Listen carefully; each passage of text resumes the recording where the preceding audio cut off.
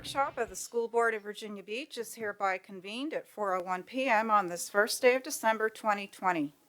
Pursuant to the state of emergency related to the COVID-19 pandemic, the governor's executive orders, the Virginia Freedom of Information Act, as amended by the Virginia General Assembly, and the school board's April 7th, 2020 emergency resolution, the school board and selected staff members will meet in person at the school administration building. However, at this time, it is impractical and unsafe to allow other persons to attend the school board meeting due to physical distancing and safety precautions related to the pandemic.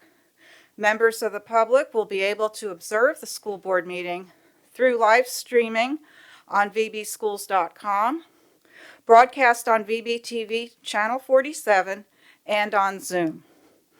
It is school board protocol to break at 5:30 p.m. for the regular school board meeting to begin at 6 p.m. At 5:30 p.m., the school board will conclude its informal meeting unless the school board votes to continue until 5:45 p.m. The informal session will conclude no later than 5:45 in order to allow the school board and the school administration to prepare for the regular school board meeting at 6 o'clock p.m. And with that, I will ask Madam Clerk to take roll and announce board members present. Thank you, Madam Chair. Present in school board chambers are Chairwoman Rye, Ms. Melnick, Ms. Felton, Mr. Edwards, Ms. Anderson, Ms. Manning, Ms. Riggs, Ms. Hughes, Ms. Owens, and attending via Zoom in the school administration building, room 113, is Ms. Dottie Holtz. Present. Thank you. And it's my understanding Mrs. Weems is on the way. Just about 60 seconds of admin matters. There is a December 15th webinar, and everybody received the school board clerk's link concerning that, and more. We can send that out again. FOIA and conflict of interest are both looming, and we thought the best thing, because we're pressed for time today, is to just, I'll be teaming up with our clerk, and we'll get an email out to you by the end of the week, which will very clearly define both FOIA and the conflict of interest, both the training, any forms, what's due, what isn't, deadlines, etc., and links to those. And I just want to, again, serve as a reminder that an email went out a few weeks ago to all of you that at this point our school board meetings are moving forward as we, in the format that we've been using since the fall or even back to the summer. So we will continue to stay this course, but of course we'll continue to monitor developments. So with that, we're ready to transition to our first workshop presentation today. And this is our annual recruitment, staffing, retention, and compensation update. And we start by welcoming Human Resources Chief John Mira and his staff. Thank you. Okay, I'm going to introduce it. Is this mic on? How about now? Testing. Yep. All right. I'm going to kind of give a little bit of a historical of this presentation. We've been doing this presentation since 2006, and I want to share with you this picture represents a lot about what we do as a division, what recruiting, hiring people, staffing, retention, compensation. There's a lot of information that gets shared during this HR update. I want to share with you that we have tweaked it over the years many times. We try to present the key information that the board needs, and actually this information gets considered when Dr. Spence is doing his superintendent's estimate of needs. We included this year, you'll see a slide that actually kind of reminds everybody of the accomplishments that we've achieved over the years. It is a long road. We have ups and downs, but I'm going to frame it like this. As you're listening to Ann Glenn present the piece, and then Judy Wood will come in for the second part about compensation. She is not able to be here. She'll be here virtually. I want you to keep in mind that the market for employees, the competition is getting stiffer and stiffer and stiffer. And we have done some great things to remain competitive, but there is still more work to be done. Trying to stay ahead of the game is what we're all about. So with that, and since Judy is remote, we normally do all the presentation and then let you ask questions. Ann is going to come on up, and she's going to do the first part. And then when she's done, we'll answer her questions, or answer your questions about her presentation. And then we'll move into the compensation piece. All right, thank you.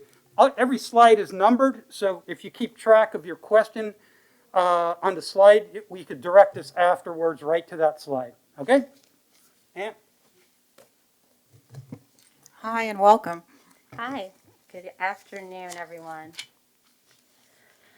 Our agenda for today's presentation includes local and state national challenges facing our division. In addition to this information, we will also review the strategies the division has implemented to recruit and retain teachers and other employees, as well as our staffing results for the 2021 school year. We will complete our presentation with our annual compensation update. Along with the other goals, the Human Resources Department especially supports Goal 4 of the Compass to 2025. We are always in search of high-quality, diverse applicants, and our hiring managers are also support this goal.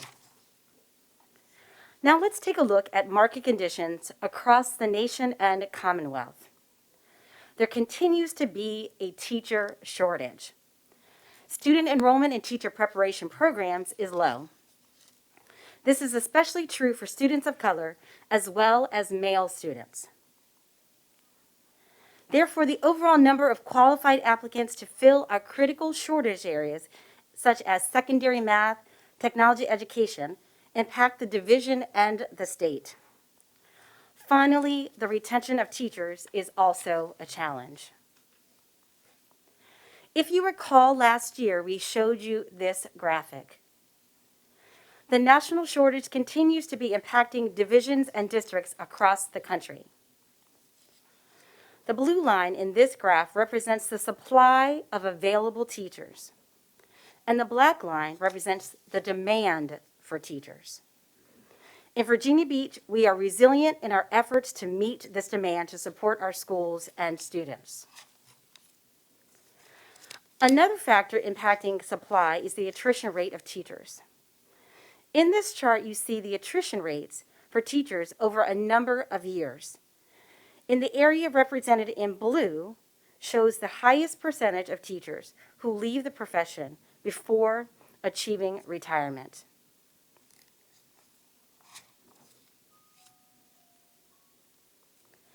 Now let's take a look at the supply of new teachers enrolled in teacher preparation programs in Virginia for the 2015 through 2018. This information includes candidates in traditional and non-traditional programs. We can see the number fluctuates between roughly 7,000 and 10,000 students. Keep in mind that not everyone who enrolls completes the teacher preparation program. These numbers also represent all candidates in the programs from year 1 through 5. In 2018, there were 3,208 program completers who actually completed the teacher preparation programs across the Commonwealth of Virginia. We have 133 school divisions in the state. If we divide 3,208 students by 133 school divisions, that gives us roughly 24 newly minted teachers per school. How many teachers did we hire in the fall of 2018? 718 new teachers. As you can see from the data presented here, there is a significant shortage of minority candidates enrolled in teacher preparation programs in Virginia. Not only is there a shortage of minority candidates, We also have a shortage of male teachers. In this graph during the 17-18 school year, only 18% of the students were male.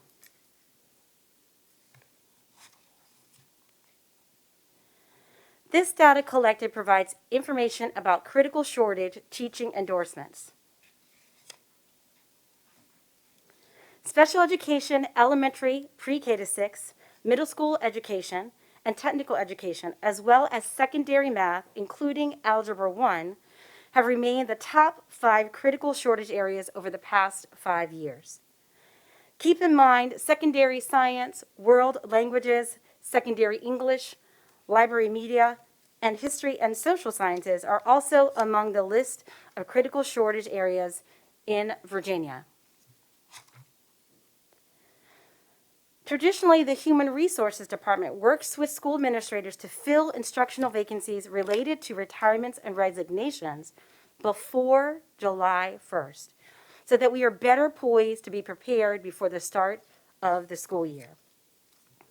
Here you can see instructional retirements and resignations after July 1st in the summer of 2019.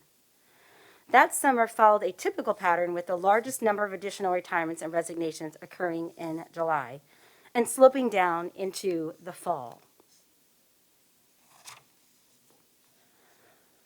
When comparing the additional instructional retirements and resignations from 2019 to this summer, 2020, we can see an unprecedented increase during the months of July, August, September, and October of 2020. We are hopeful that these teachers will return to the classroom once the pandemic is over.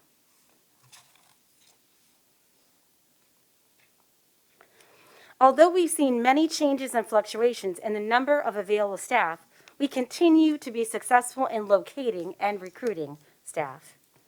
During this year's hiring season, we were able to locate 601 new teachers, which included 5 Future Teacher Award winners and 17 Early Commitment Incentive recipients for math, special education, and Spanish immersion. This would have not been possible without the great teamwork between principals and other hiring managers, the Department of Human Resources, and the support of our school board. We also continue to work hard to diversify our staff through our minority recruitment. So how do we achieve this success? We participate in a variety of education and career fairs that have enabled us to provide for rich diversity in our applicant pool.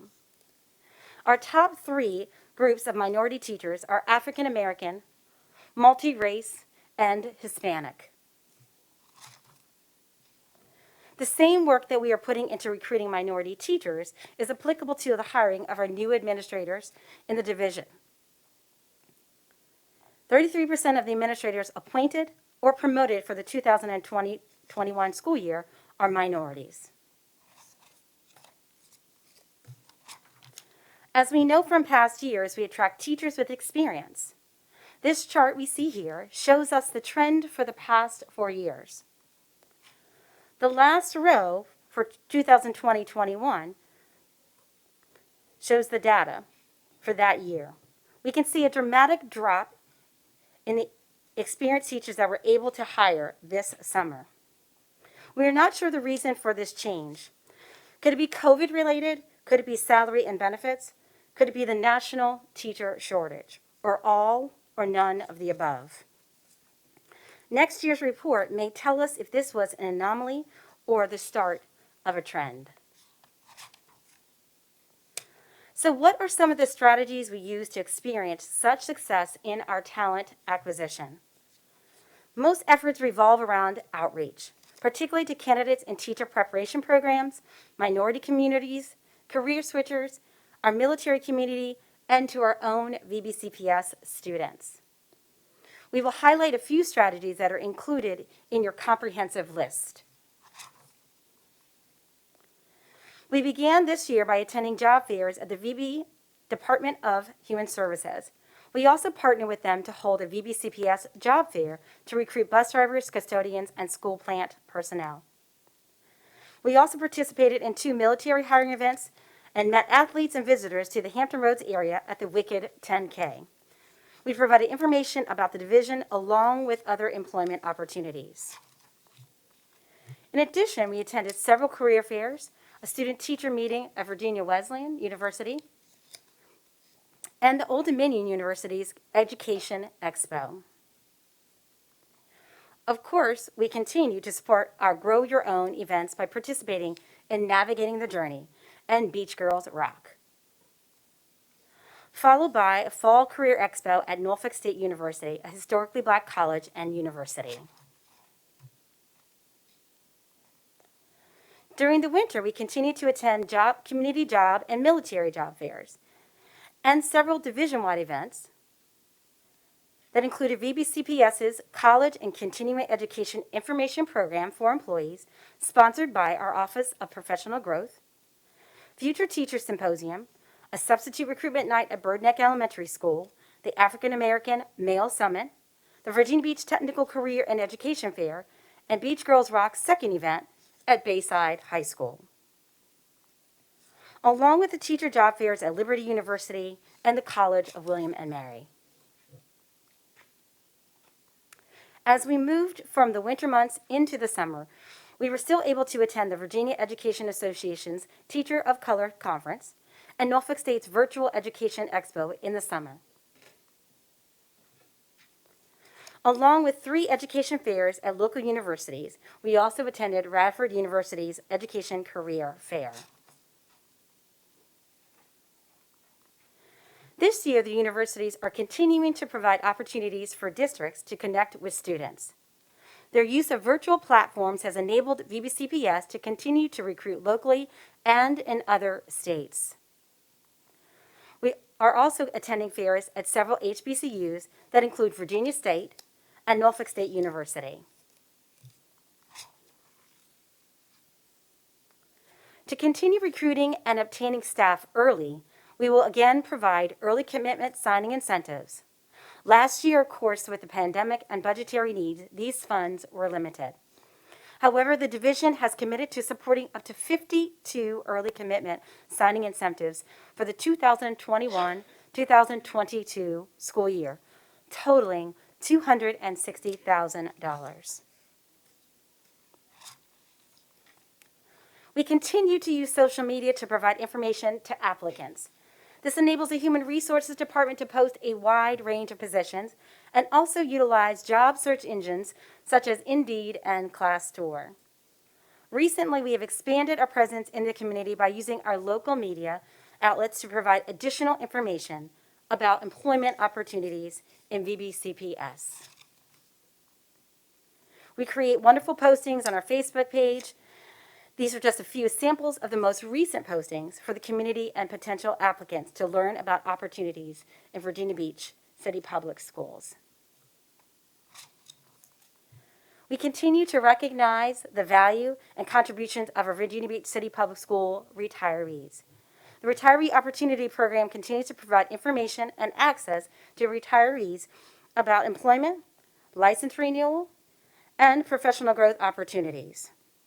There are currently 141 members. While retirees can support VBCPS in many ways, a retiree may be eligible under certain conditions to fill critical shortage areas if they meet the VRS requirements. This could potentially enable the retiree to receive their benefits and a full-time salary. To be eligible, the retiree must hold an active license and have a break in service for 1 full year after retiring. Included in the critical shortage areas are retired bus drivers and retired law enforcement officers from Virginia.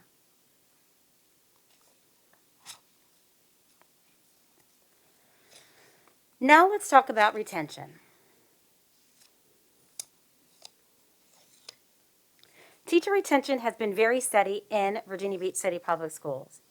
The retention rate for all teacher groups in the 2nd through 5th year of teaching is between 85 and 89%.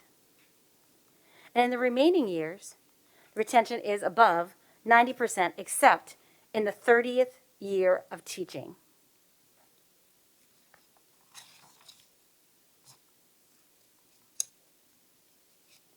So what has contributed to our retention? We believe there are a number of factors which keep employees working with Virginia Beach City Public Schools. Here are a few.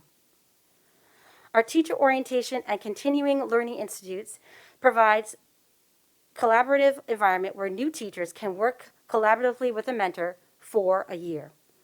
This support is important to their success, along with our salary, benefits, and the Virginia retirement system.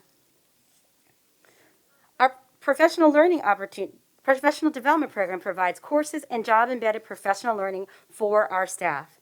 Coordinators and instructional specialists meet and collaborate with teachers and school administrators to support face-to-face and virtual learning environments. Of course, we continue to provide leadership opportunities for our staff, recognize years of service for the division, and recently provided a stipend to teachers who are providing instruction to their students in 2 instructional settings, along with the bonus at the end of this past month.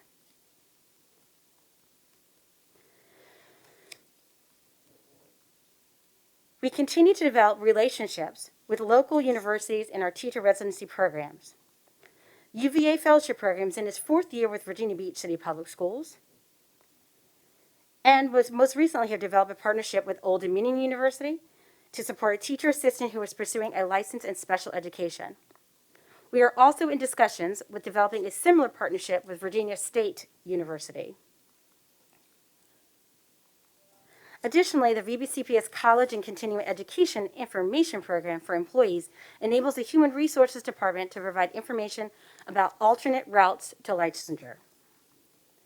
And lastly, our biannual student and school counseling intern reception provides students with an opportunity to speak with our principals panel, human resource staffing specialists, as well as participate in our substitute hiring event for student teachers and school counseling interns. Thank you for our presentation, first portion of our presentation. If you have any questions at this time. Are there any before we proceed? We'll just take a few so that we keep on track here, but Ms. Owens? Right. Thank you for the information. I have 2 questions. I guess the one is the teacher residency programs from slide 44. I'm very excited that we are in discussions with Virginia State University. Are there any other HBCUs that we are considering partnering with? And I don't know which ones have the teaching programs, and so that may be an issue as well. But are there any others that we are looking at to bring on in the near future? Oh, yeah, of course, because, of course, Norfolk State is our closest partner, and we Right. work with them in terms of student teachers.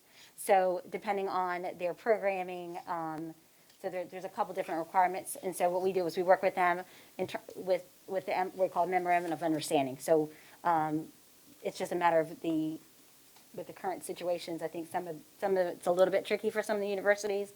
Okay. But really, in all honesty, it really depends on the way that the students are programmed at the school, and that's what we work with them on. So they are next, yes, absolutely on the list. Okay, wonderful. I was thinking NSU is close, and I was wondering if we were working on that. Okay, and then the other question, on slide 42, where we look at the teacher retention, Yes, ma'am. I know we're early in, and we're not to the end of this year to really have a full look yet. But are we, based on the numbers that you guys are seeing at this point, seeing any of our numbers dipping below the 85 percentile for retention? We would probably have to, because all depends on their retirement year. So we'd have to go back and look at that. I think we could look at that month to month, or. So if I understand the question, ultimately, at the end of this year, we'll know. So, Okay. I mean, we will redo this slide next year, and that's what we do every year. But we are monitoring it, but this is definitely, hopefully, an anomaly year for sure. Sure. Okay, thank you. Okay, Mrs. Weems? Yes, thank you. I know a few years ago, we had a similar report and specifically about minorities. And I think that we discovered several colleges and/or university had dropped their education programs, I think one being like Virginia Tech. But with the HBCUs specifically, I think there's 7 in Virginia. Do they all have education as one of their programs? I'd have to look. Okay. That would be interesting to see if any of those have dropped. Okay. Thank you. Let me add something too. The majority of our minority candidates actually come locally from ODU. Okay. Way back, we looked at the number of students actually at Norfolk State, and there weren't many. One of my colleagues actually went and visited the college, not in our department, but when I was sharing with her, she went and met with them, and she couldn't believe it. And of the candidates that were there, they weren't all minorities. The numbers are really low. Yeah, I think I remember that Yeah. being true with Hampton too, and we were really surprised at that. So if we could kind of get an update with that. Sure. You know, how many were majoring, if they still have the major, and how many actually are in the pool or actually graduate with that major. Thank you so much. Okay, it looks like we're ready to proceed.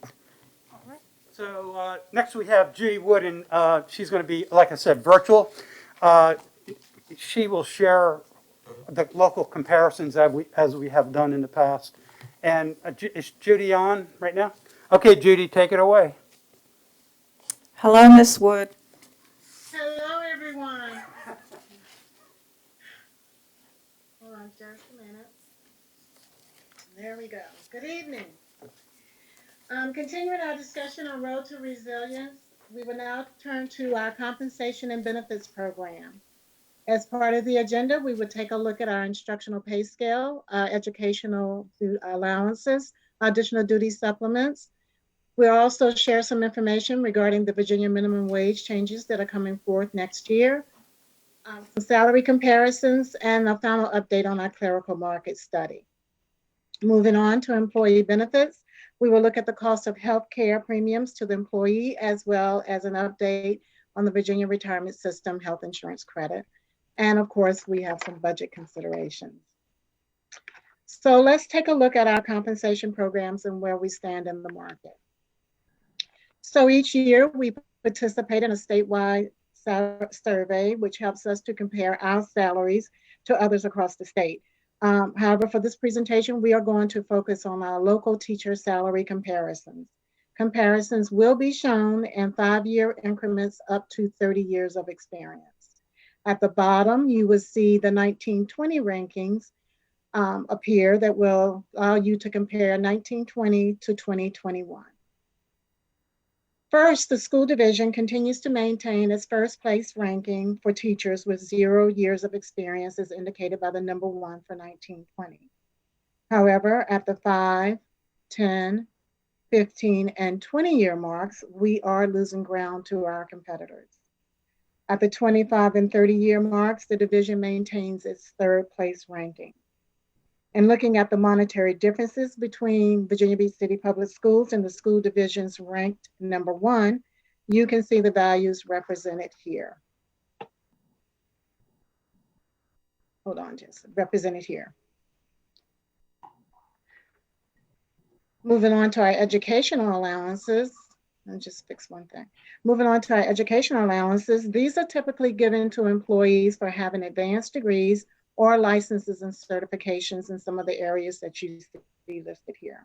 However, for the purpose of this presentation, we are going to focus on our educational allowances.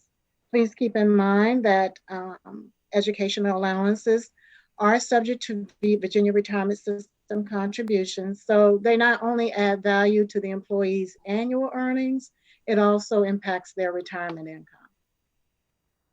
56% of our teachers have advanced degrees, and with a national teacher shortage and the pandemic challenging the resiliency of our recruitment efforts, the question of compensation for advanced degrees continues to be asked by our applicants. As Ann illustrated tonight, she illustrated the supply and demand dilemma that we are facing. Out of the 7 school divisions, Virginia Beach continues to tie sixth place for teachers with a master's degree. And we rank seventh for teachers with master's plus 30 and above.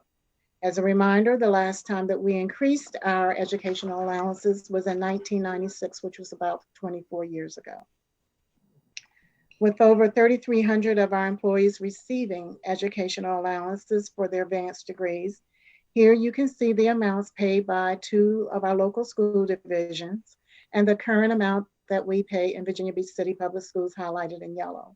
In order to increase our allowances to be competitive, we would have to move them to the VPCPS target that you see here. At a cost of a little over $5.9 million, a proposed solution would be to fund the increases over 3 years, and that would be about $1.9 million. And all of the numbers that I'm showing are inclusive of benefit cost. And please keep in mind, we can fund this over a longer period of time or, of course, a shorter period of time. Another area that adds value to the salary of a teacher is what we call additional duty supplements. Now, these are given to employees who performs leadership responsibilities at the school level, such as your grade level chair, your athletic coaches, your extracurricular activity sponsors. The one difference between the educational allowances and these additional duty supplements is that while the educational allowances are subject to Virginia Retirement System contributions, the additional duty supplements are not.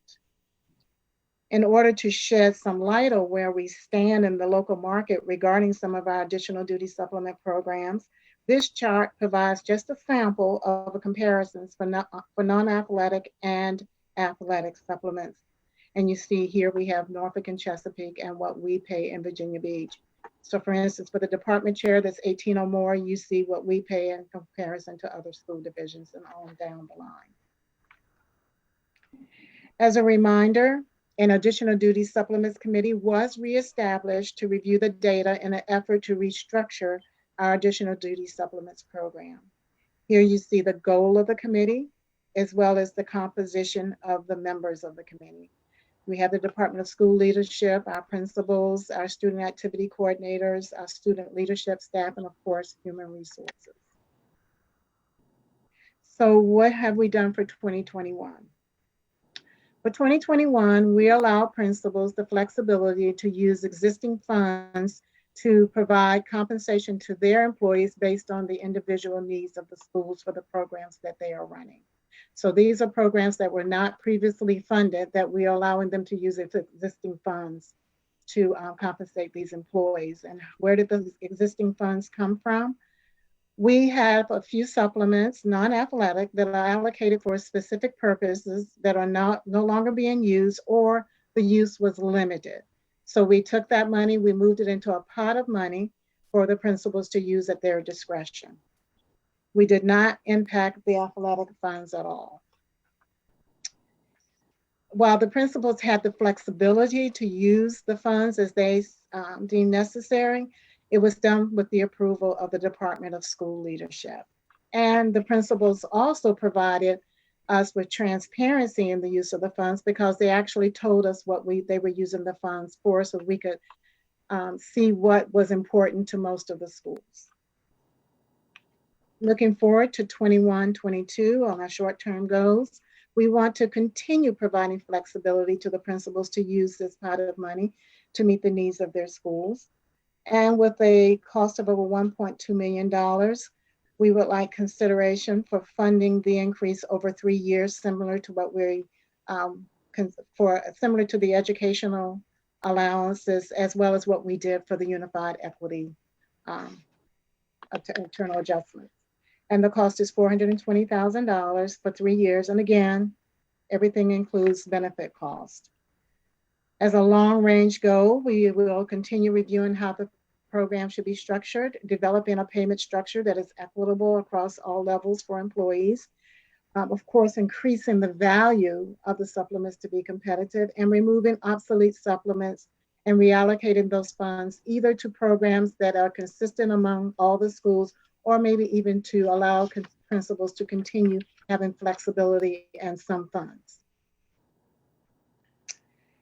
So moving on to our Virginia minimum wage increase, effective May 1, 2021, our minimum wage in the state of Virginia will go from $7.25 to $9.50. This is phase one of a 6-year process to increase the minimum wage in the Commonwealth of Virginia to $15 per hour by the year 2026.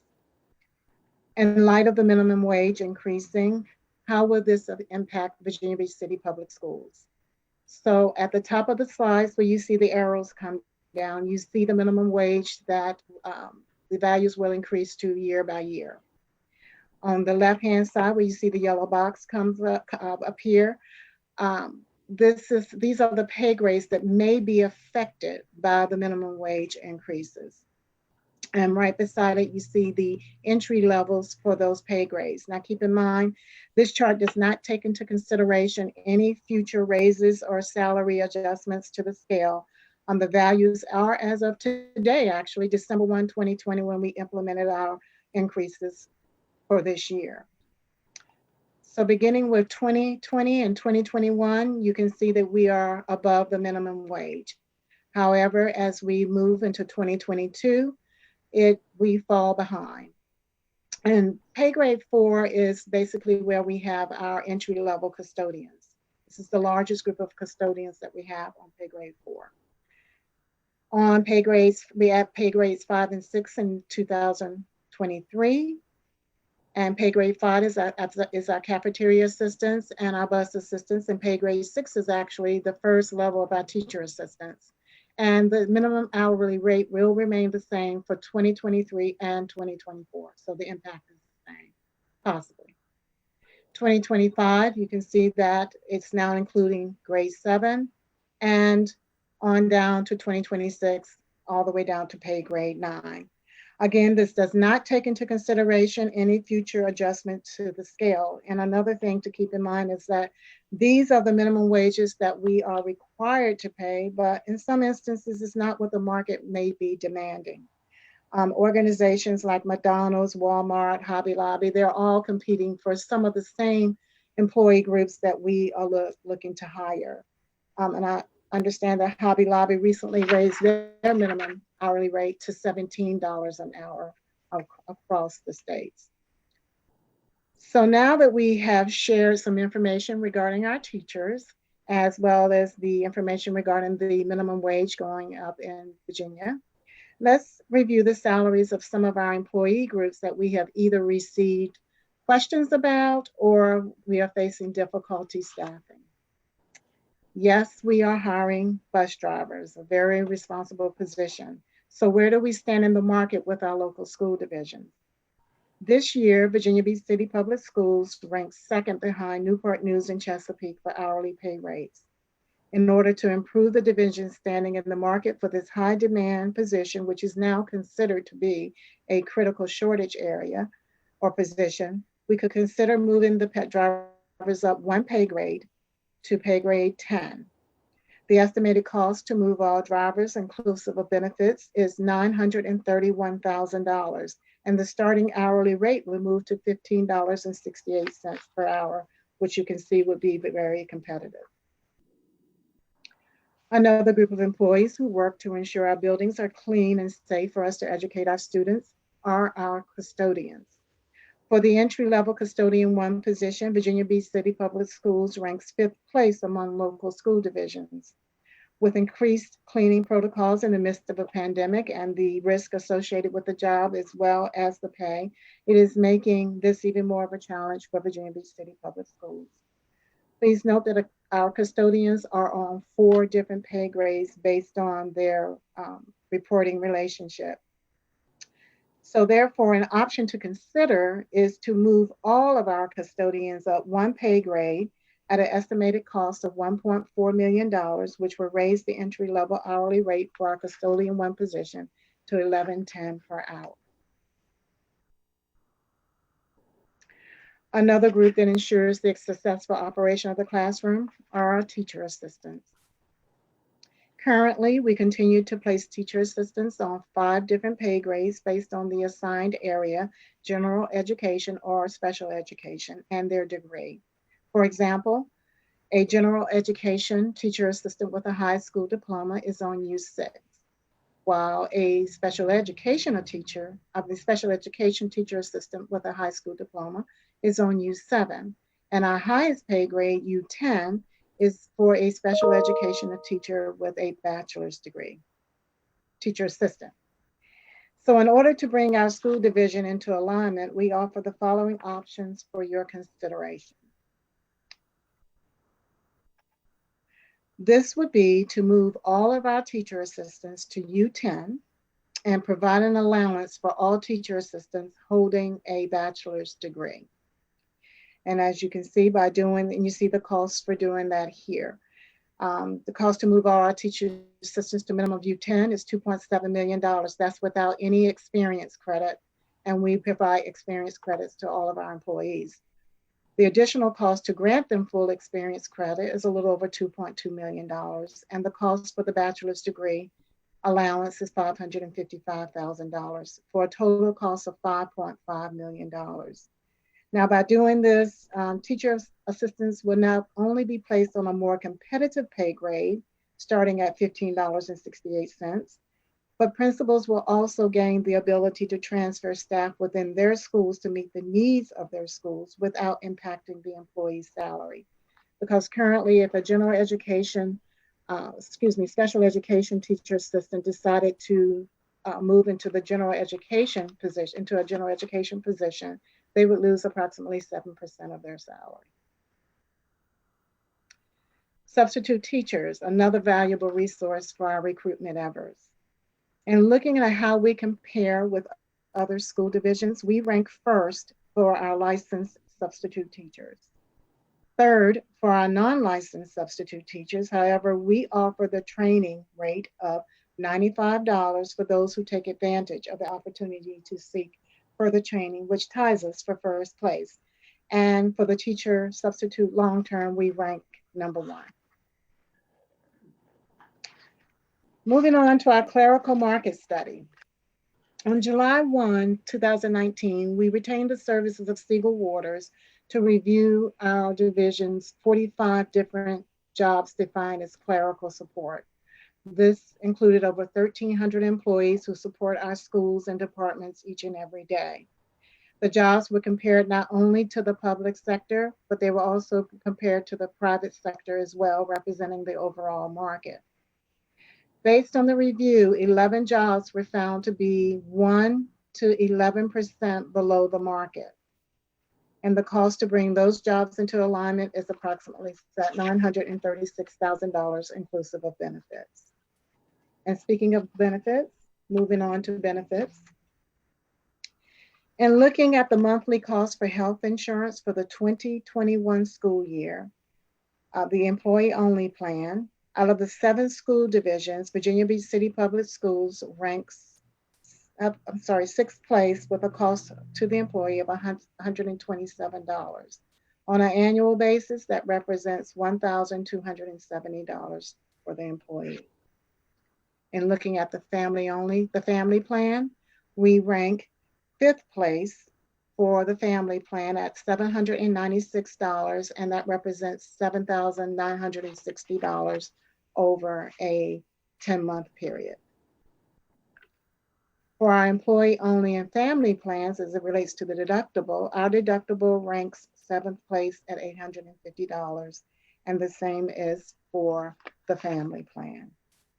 So for the next 2 slides, we have a couple of scenarios for you to consider. Now let's take a look at a hypothetical first-year teacher in Virginia Beach with health insurance coverage. As of December 1, that first-year teacher earns $47,135 plus the master's allowance. This teacher has a master's allowance. The total salary would then become $49,635. Less the health insurance premium costs, the annual cost of $1,270. The remaining salary is $48,365. Less the annual deductible of $850.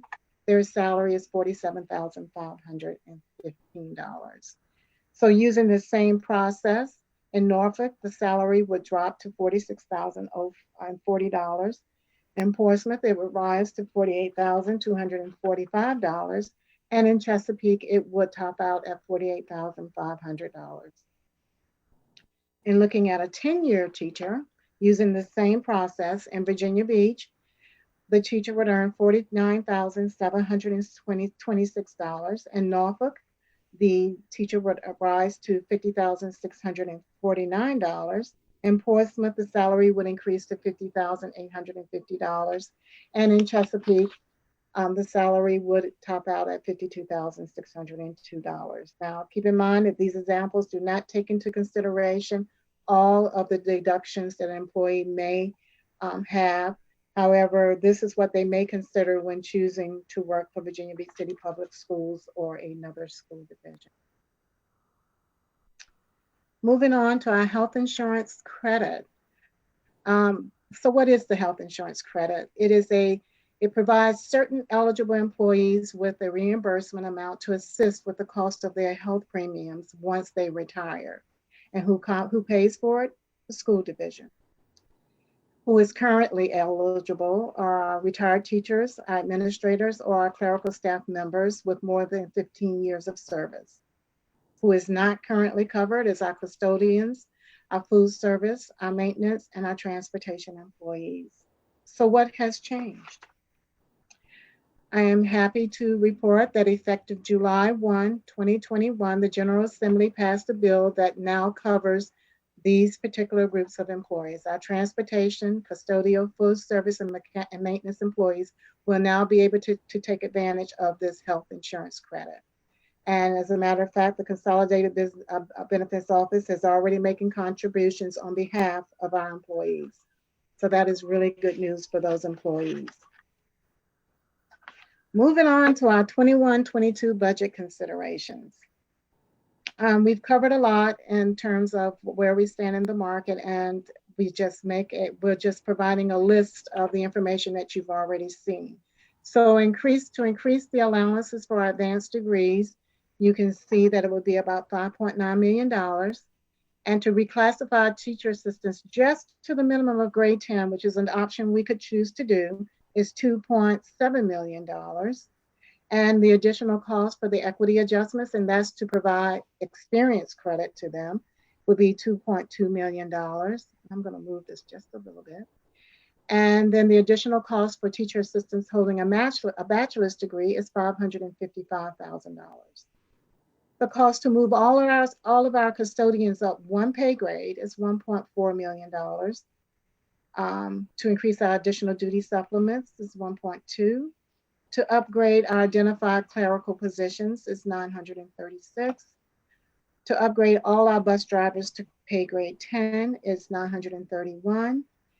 When Ann was presenting, she talked about the early commitment signing incentive at $260,000. This amount includes the cost of benefits.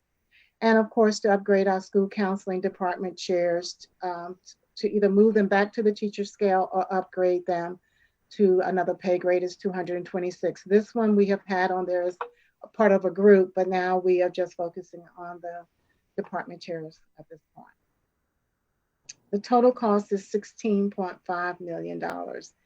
So again, there are things on this list that could be done in a piecemeal fashion, like the educational allowances, the supplements. We could move all of our teacher assistants to grade 10. So there are some things on here that could be done in a piecemeal fashion if we could do it. So Mr. Mira talked about some of our accomplishments. So we wanted to share some of the accomplishments that you, the school board, have helped us to achieve. One is we completed our internal equity adjustments, not only for our teachers, but employees on the unified pay scale as well. That was about $23 million, a little over $23 million.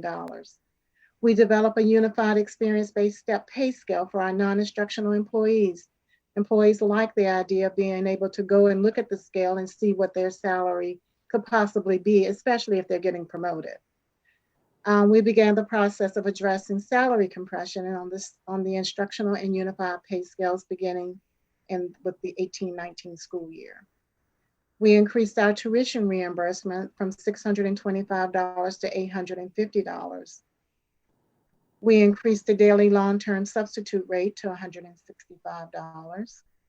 We maintained the cost of insurance and the deductible at the same amount for our employees for the past 2 years, and we're anticipating doing it for 2022 as well. And finally, just recently, yesterday, employees received a $1,000 bonus for those employees in allocated positions. And today, the employees received a 0.5% step. They received the value of the step and or COLA increase. So we've had quite a few accomplishments. So that completes my presentation. We are available to answer questions that you may have. Judy, do me a favor, go back to the list slide, we call it. I want to make a point there real quick. Okay. Ladies and gentlemen, $16.5 million is a ton of money, but I want to put it in perspective. In 2006 was the last year that budgets were kind of good. That we spent $14.5 million in one shot to fix the teacher scale in 2006. A lot of these things, I know we keep coming back, but the budget, and Phil, I know he's listening, it's picking and choosing. We try to chip away at certain things, can't do it all at one shot. But if, you know, we're hopeful that when the budget system kind of revives itself, that we can do it. So it's important to keep all this in perspective. As I said at the beginning, it's a buyer's market for employees, and it's important for us to be competitive. So I appreciate everybody's, I know it's a lot of information, but Ann and Judy spend hours and hours and hours. And if you think about all the work that goes into all that for the whole team, and I failed to mention Bernard Platt, Director of Employment Services, is here too. Quiet, but does a lot of the behind the scenes stuff, so. Okay, that's my signal. Do you have any questions? And Judy could answer, or we could chip in to help. Okay, and we have about 5 minutes to spare, and of course, we can follow up with who, Mr. Mira, given our time constraints. If you have questions and you channel them through me, and we'll always do follow up with you if there's other pieces you need. And I think y'all have an electronic copy of this, right? So. Well, did they get an electronic copy? Okay, yeah, you'll have better access. I've been looking, I know that's a little small, but that's a little bigger, so. Questions? Yeah, I think that, yep, right. Okay, so we have, if we can stick to each of these four colleagues, 1 minute each, starting with Me. you, I just pulled my name in. I'm sorry. Mrs. Melnick. Mr. Mayor, can you tell me please how many teachers we have out on FMLA right now, or ballpark? Not off the top of my head. I think we pulled that previously. I don't have that. Bernard, you off the top of your head now? Okay. I could send that to the board. He's taking notes. We'll get that to you. Okay, thank you very much. It wasn't, well, let me send you Okay. accurate numbers. Okay, Mrs. Anderson? Mine's real quick. On slide 65, where it's, it's a clarification here. Does the college degree for assistants have to be in special education, or is it just a teacher assistant who happens to have a college degree? It might not be in special ed, you know. Judy, go ahead and answer that one. I'm sorry, I had a hard time hearing. No, that's correct. College, That's the answer. Yeah, it can be for any Okay. degree. It does not have to be in All right, special thank you. education. Okay, Mrs. Weems? Yeah, I've got several questions that I'll email to you, John, quick ones, but the insurance, the family plan, employee and family plan, there's such a difference, and I guess I want to have a conversation about this more than 1 minute because you can't answer it. You know, for us, it's $8,000 a year. For Chesapeake, it's $4,300 a year. And that's like huge. And so I want to just know why.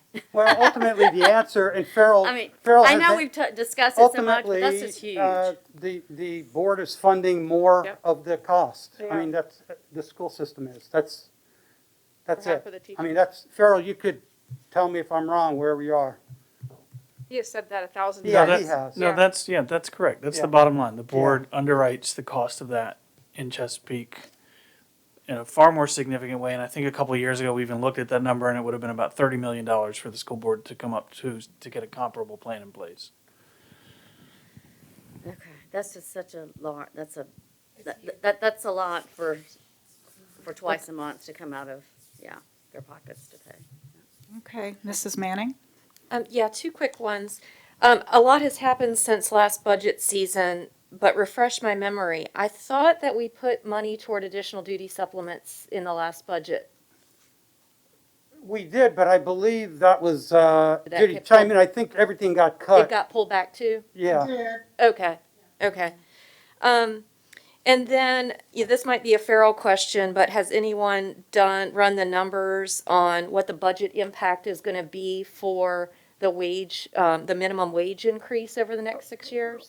That's difficult to do in advance, because we keep getting raises, but our goal today was to kind of let you know it's coming.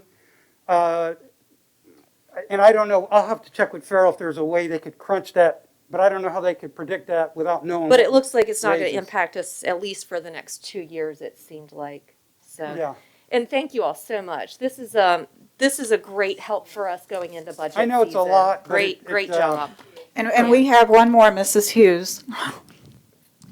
Yes, the department head pay differential was addressed on here. Last year, we had heard that was not addressed for department heads for guidance. Has that been addressed here? Has that been, Yeah, it's the last one. okay, I can't see it. I'm yes, sorry. it is. It's Okay. bigger behind Upgrade you. school council and department chairs. Okay. 226,876. Earlier in the slides, and I just can't see that on there. Okay, thank you. All right, thank you all very much. Thank you. Oh, I do see. And now Dr. Bergen, our Chief of Staff, is going to kick off our reopening updates. Thank you.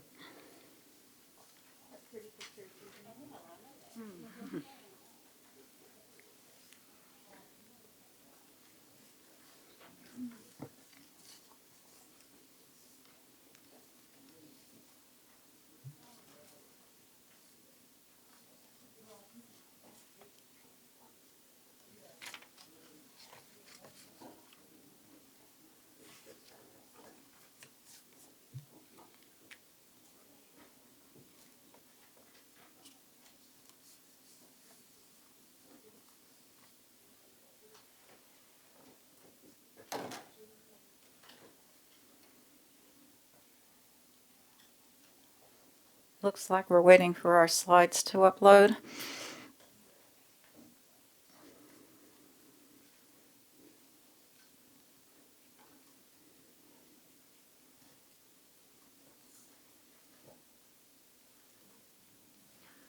Good afternoon, Chairwoman Rye, Vice Chair Melnick, members of the board, and Dr. Spence. For those who may be watching this presentation from a remote location, my name is Mark Bergen, Chief of Staff. And this afternoon, I am delighted to be joined by other members of the senior leadership team to continue to update the board and the community on our continuing efforts to support students and staff with both virtual and in-person instruction. I'm going to begin this presentation, as I typically do, by reviewing the current health metrics for the Eastern region to look at the trend over the past 7 months. I'll be followed by Natalie Allen, who will share ongoing efforts by our Department of Communications and Community Engagement to update our website to provide a more dynamic web-based document to communicate the decision points and timelines that we'll be using to transition between virtual and in-person instruction. Of course, all based on the metrics in the adopted plan. She'll be followed by Dr. Rogers, who will discuss the return of the designated groups of special education students who returned to in-person instruction today. He'll then be followed by Dr. Robertson, who will share a number of updates, including the planned reopening of safe learning centers, stipends for concurrent teaching, recent decisions about secondary athletics and activities, and finally, our ongoing efforts in planning for the second semester of this current school year. We will then open the floor up to your questions. This is a screenshot from the Virginia Department of Health website from this past weekend that shows the historical data for percent positivity for the Eastern region since the onset of the pandemic. As indicated on the graph, the all-time high for percent positivity in the Eastern region occurred on April 22 at 16.3%, before then dropping to an all-time low of 3.5% on the 10th of June. It then climbed again throughout July and remained into the red zone until August 2nd, where it stood at 10.2%. Between early August and late September, the positivity rate then steadily declined and remained in the yellow zone until dropping again down into the green zone on September 27th at 4.5%.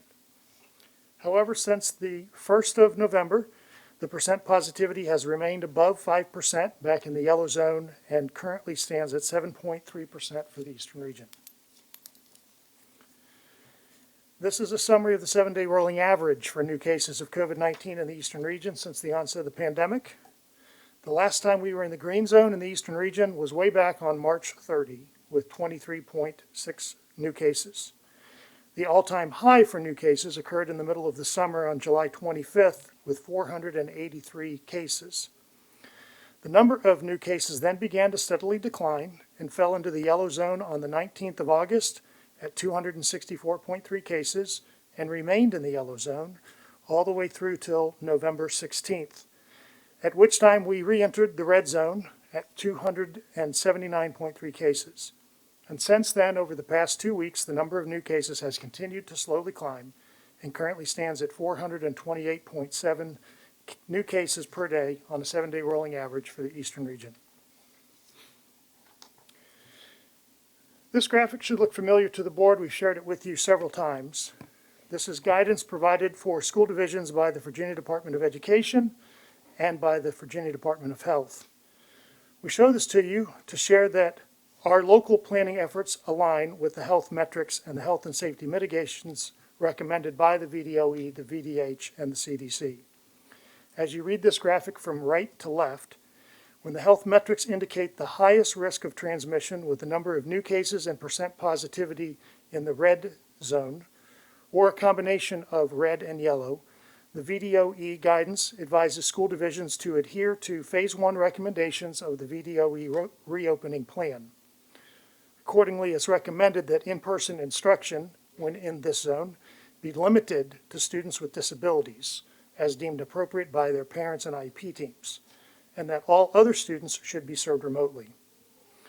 Looking into the middle of this graphic, when the health metrics are in yellow, which would indicate moderate to higher risk, the Phase 2 recommendations of the VDOE reopening plan should be considered, which would include in-person instruction for preschool through 3rd grade, in addition to students with disabilities and English language learners at all grade levels. And then finally, to the far left of this graph, only when the health metrics are in the green or in a combination of green and yellow, which indicates lower to lowest risk of transmission, does the VDOE recommend that in-person instruction should be available to all students whose parents have expressed a preference for such. Over the holiday break, Mary Shaw, who is with us here today in the meeting chambers, communicated with Dr. Lindsay, the medical director for the Virginia Beach Department of Public Health. At that time, Dr. Lindsay shared the following key points as outlined on this slide. First, the number of new cases in the Eastern region, which of course includes Virginia Beach, is currently surging upwards rapidly and is expected to reach and likely surpass the levels reached in July. Dr. Lindsay equates this surge as climbing straight up the Empire State Building. The Thanksgiving holiday and the associated travel and the gathering of families over the long weekend is expected to further exacerbate our community spread. Private sports leagues, unfortunately, are further driving the viral spread in family households due to the lack of more stringent health and safety mitigations, including limiting athletes, coaches, and spectators. Local health care providers for children are lacking in their testing of all children, resulting in incomplete data on the viral spread of children in our area. And finally, Dr. Lindsay has indicated her support for our current plan for remaining in virtual instruction for all students, with the exception of special education students, given the increasing community spread in the region. I'd now like to turn the presentation over to Natalie Allen, our Chief Officer of Communications and Community Engagement, as she will be updating the board and the community on our plans to provide a more dynamic web-based document for communicating our decision points with the community. Ms. Allen.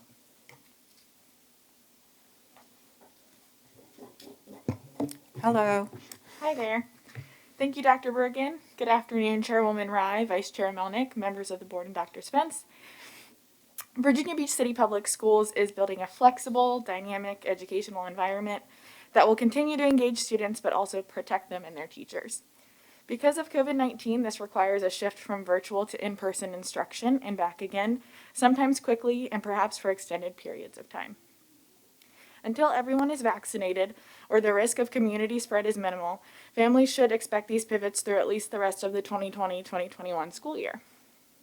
The fall 2020 plan was about getting our schools open. We have accomplished that mission. Now it's time to work on keeping them open whenever safely possible and continuing to educate our students regardless. As the understanding of the virus has evolved, so must our plan for moving forward. That is why we're proposing that we make updates as needed on a comprehensive COVID webpage rather than creating a new document each time thinking evolves. Any major changes would of course be in consultation with the board. As it has from the beginning of the COVID crisis in March, VBCPS monitors health metrics and works with local public health officials to interpret and assist in confirming trends. These metrics are posted on our dashboard, which is updated daily with Virginia Department of Health data. Over the past month, the understanding of how the virus spreads in the community has evolved. For example, health professionals can usually determine a trend one way or another within 7 days. It is no longer necessary to wait 14 days to open schools following a closure. Having brought students back into the buildings in September, VBCPS also now has the logistical experience and resources to shift from virtual to in-person quickly. Transportation and staffing are prepared, safety mitigations are in place and practiced. The buildings are ready to accept staff and students at any time, which means we can bring students back more expediently than we initially suggested in the plan. All that to say, like we outlined in the fall 2020 plan, now that we have open schools and have a better understanding of how to logistically accomplish pivoting back and forth from in-person to virtual instruction, we will follow the general guidelines laid out on pages 13 and 14 of the plan, but would like to make the information more accessible on a COVID webpage. We would also like to be able to communicate any needed updates and changes in our weekly messages to families. Those updates would then live on the site both under the weekly updates button and within our FAQs. The fall 2020 plan would be accessible from this webpage as well for reference. And that's at the bottom right there. I know it's a little bit small. I will now turn it over to Dr. Rogers to talk about the return of students with disabilities in buildings. Thank you.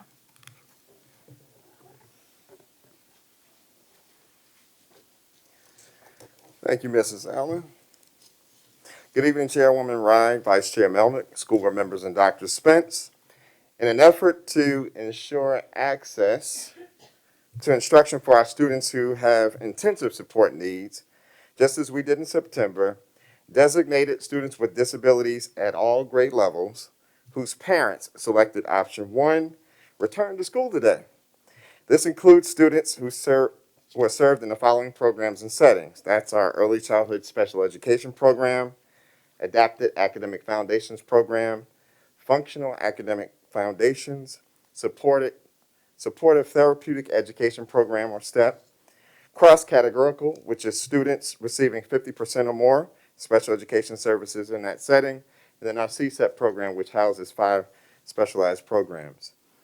The students who returned represent slightly over 50%, which is approximately 1,200 students of approximately 2,350 students who receive special education services in the identified programs and settings that I just mentioned.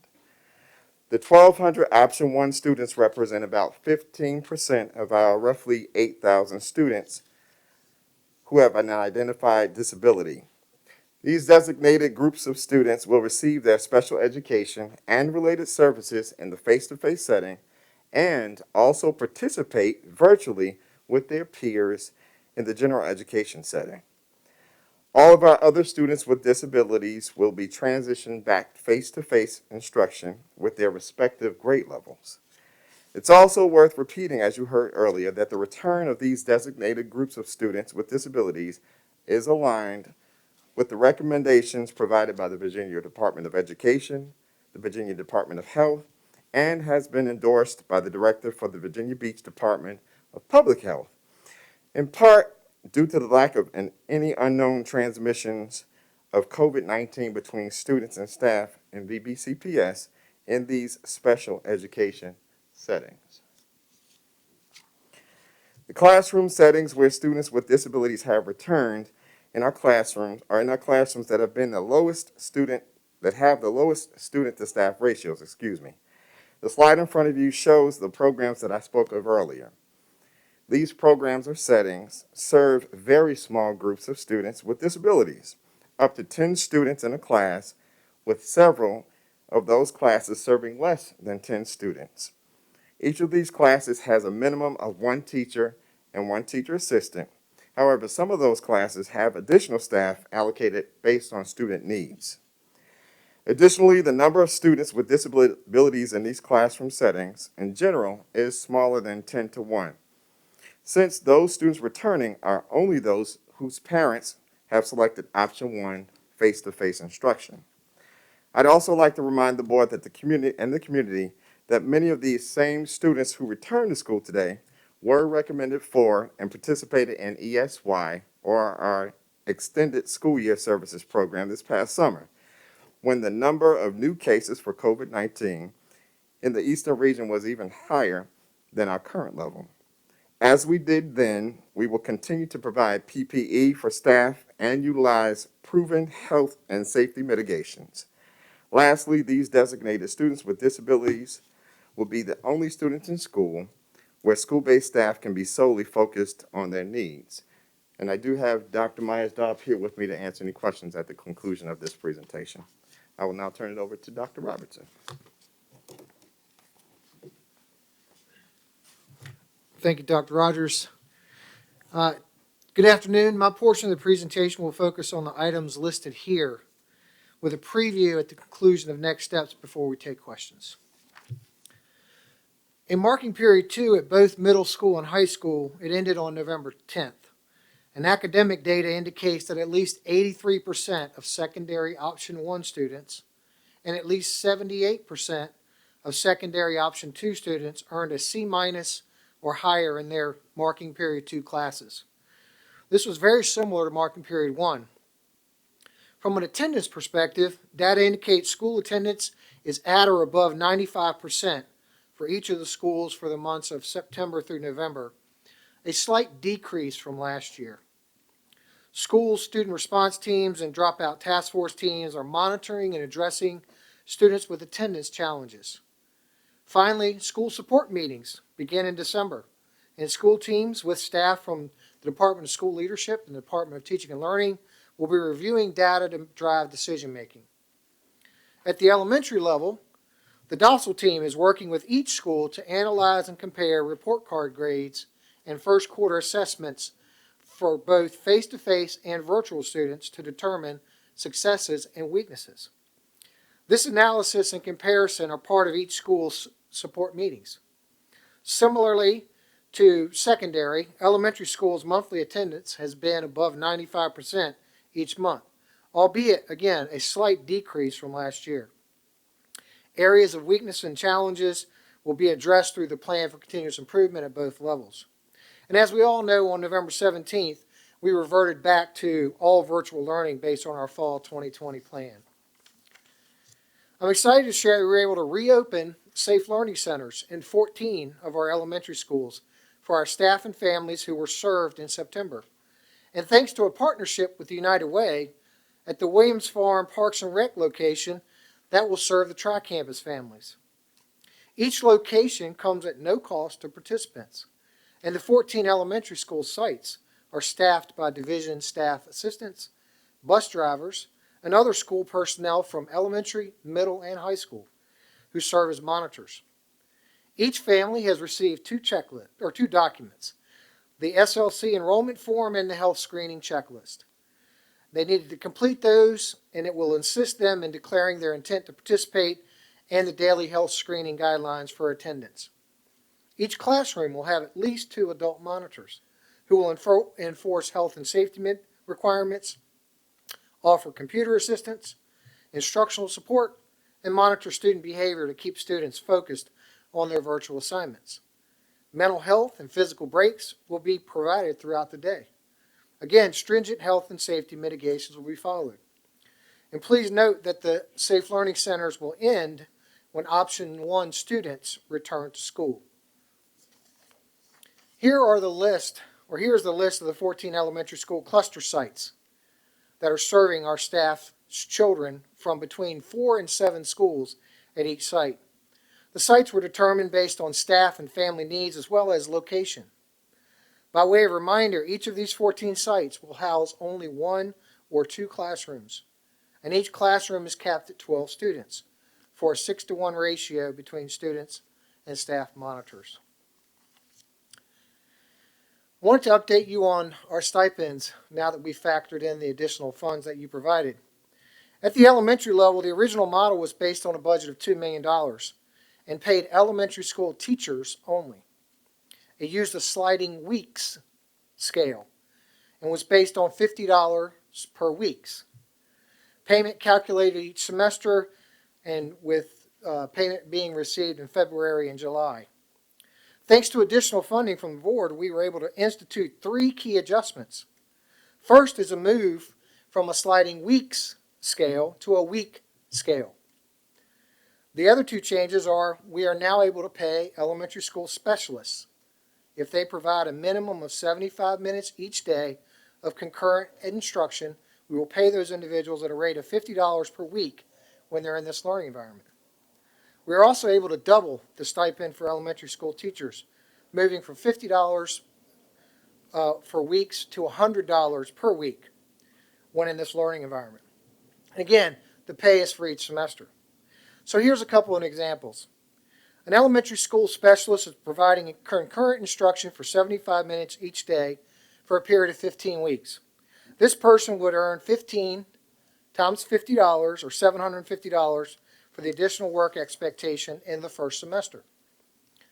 The second example is an elementary school 4th grade teacher providing concurrent instruction each day. Again, I use 15 weeks. This teacher would earn 15 times $100 or $1,500 for the additional work expectation the first semester.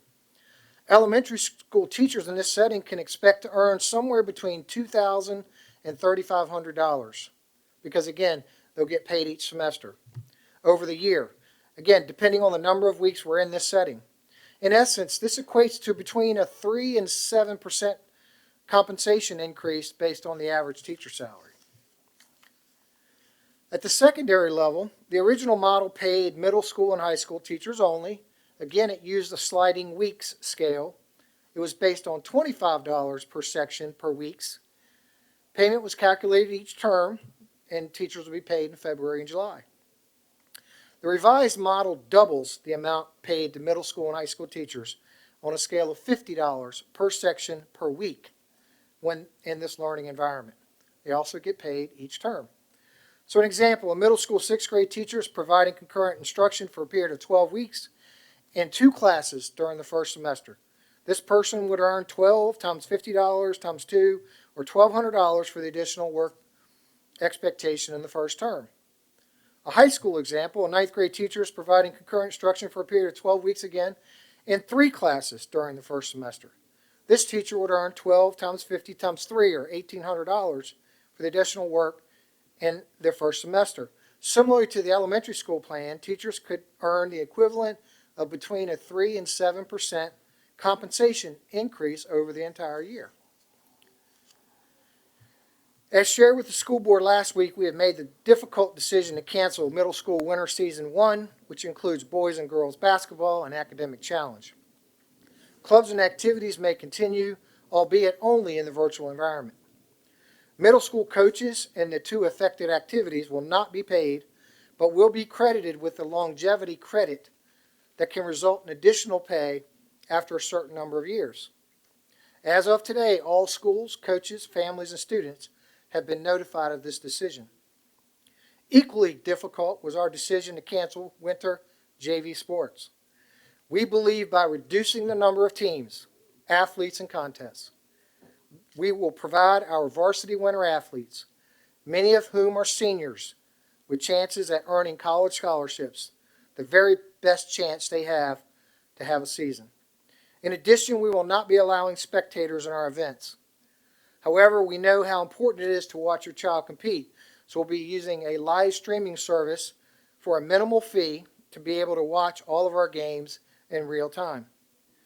To prepare for our varsity athletes, the Office of Student Leadership, high school principals, and student activities coordinators have been reviewing guidance from the VHSL, Virginia Department of Health, and our Coordinator of Health Services to make revisions to the return to participation plan.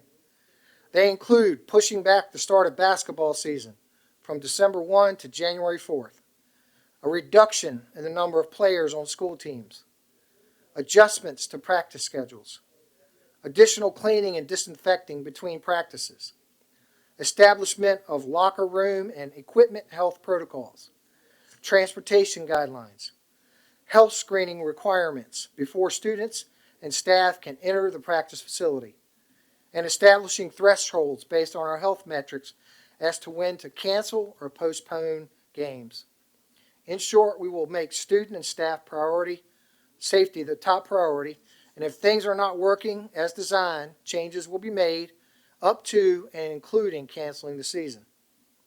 Like with middle school, clubs and activities may continue through a virtual option only. JV coaches will be given the chance to join the varsity staff and keep their coaching supplement.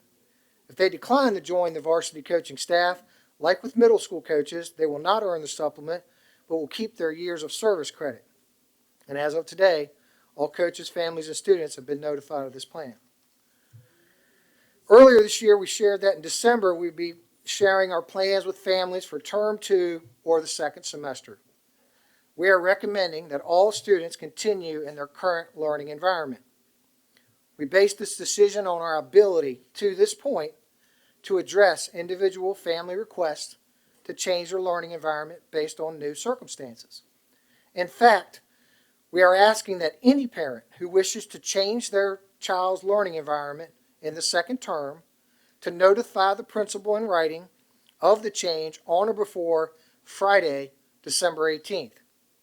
And an email will suffice as notification. This will allow school staff to review requested changes against seat availability in option 1, and in some cases option 2, in January, when schools are finalizing student and teacher schedules for term 2 or the second semester of elementary, which begins on February 2nd. In addition, we will continue to offer the secondary virtual learning center, and based on family requests and school needs, we may be expanding the number of courses and offerings in this setting. At the elementary school level, we will continue to utilize the same method of partnering schools together to serve their families whose needs cannot be met at the home school. And I am proud to share at both the elementary plan and the secondary virtual learning center have been met with great favor by students and families. And then finally, all students and families will be notified by Wednesday, January 27th, of their learning environment placement for term 2 or the second semester. Moving forward, we'll be sharing our plans for high school schedule in the next school board meeting on December 15th. A team from the Department of School Leadership and Teaching and Learning have been reviewing different scheduling models, our graduate profile, Compass to 2025, and lessons learned from this year to imagine the best possible scheduling structure for high schools in 2021-22. All middle schools will be returning to the scheduling model they used in 2018-19. This work is necessary now, as in February, students will begin making course selections for 2021-22, and schools will be identifying staffing needs. We are also investigating the need for and our ability to keep the secondary virtual learning center model, which again has proven so successful in meeting family, student, and staff needs. More to come on December 15th. In terms of high school athletics, we'll be monitoring our return to participation guidelines and health data on a daily basis to determine any needed actions. In terms of middle school, winter season 2 begins in February, so we will be reviewing health metrics, assessing lessons learned from the high school varsity season, and making a recommendation in the first school board meeting in January about middle school season 2, which includes wrestling, volleyball, and debate. At this time, we're available to take questions. So let me just note, we're going to have a hard, fast 5:30 start time today. Stop time for the workshop. We'll have an abbreviated presentation and the formal meeting and more opportunity for questions then. But we'll take what we can at this point, starting with Mrs. Anderson. On slide 15, we talked about stipends for concurrent instruction, the elementary model. Yes. Did I miss it, or was special ed teachers left off of this? No, if the special education teacher's providing concurrent instruction, they'd receive a stipend. So even the ones who are there now, who are teaching Yes. students now, and then some didn't come back, because the latest I heard from them, which was yesterday, they were saying that they were not being included, but we are including them now. Yes, any teacher that is providing concurrent instruction qualifies automatically for the stipend. Thank you. Mr. Edwards. Real quick, the stipends that we're doing for concurrent, is that unique to Virginia Beach, or are we out there, That's unique to Virginia Beach. Okay. It's being required We heard across enough the country. down stuff as far as regional competition. It's nice to know that we're doing something that's unique and positive. Thank you. Mrs. Manning.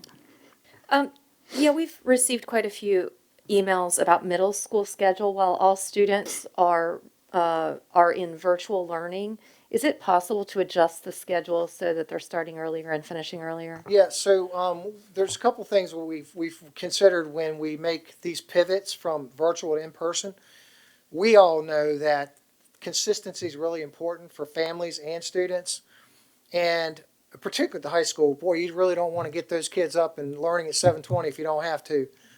But the bad part of that is once you get them used to flip-flopping from one schedule to the other, it makes, in theory, it makes good sense, but in practice, it just causes challenges down the road. I can't remember what time my class starts. I no longer want to get up early. So we want to be as consistent as possible, and so we've made the decision we're going to keep the times the way they are from the face-to-face setting, because that's where we prefer that we can be, when health metrics allow. So we do not recommend flip-flopping the times.